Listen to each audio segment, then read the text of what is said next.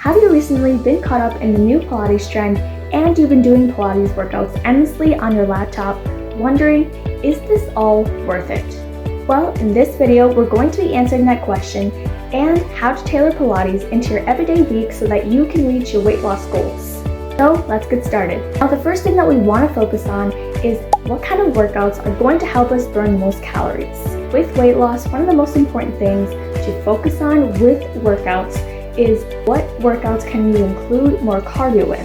Since cardio is a very effective way to burn fat over time, we want to make sure that we're including workouts with enough cardio in our week so that we can burn more calories and so therefore stay in deficit. If you find that your workouts are not intense enough, too slow, and you're not able to get that heart rate up to where you want it to be, then it's very important to start to include more cardio so that you can burn more calories and make your Pilates workouts more effective for your weight loss needs.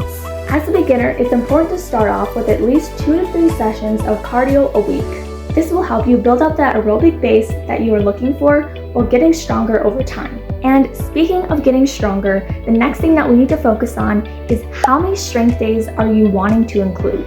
Now that we have our cardio implemented into our week, the next thing that we need to focus on is getting in more strength days as well. The contrast between cardio and strength will be big, so it is recommended that you get in more cardio or time with cardio than strength.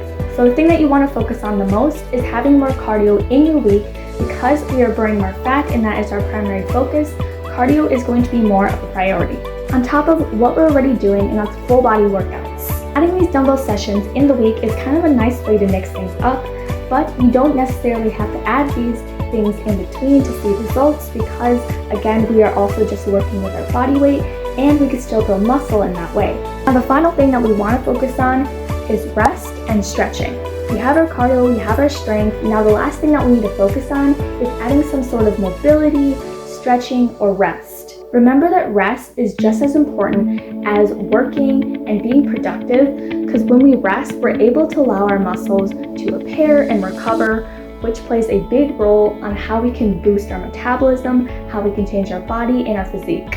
As a beginner, you might include 3 to 4 rest days post-workout. For intermediate or advanced, it might be 1 to 2 days ever so often, but usually you may find that you can work several muscle groups, usually the ones that aren't worked, so that you can keep going and keep seeing progress with other parts of your body. So for example, if you worked the lower body and the glutes, the next day you might work like the chest, the arms, the back, all of the upper body parts, and then the last day you might do things like abs or core. So depending on your fitness level and your level of fitness, you might include more or less rest days depending on how you feel that day. When we are resting, the thing that we want to do is try to keep getting the blood flow going through our muscles and stretch out the ligaments and all the areas that are sore so that we can help speed up the recovery process faster.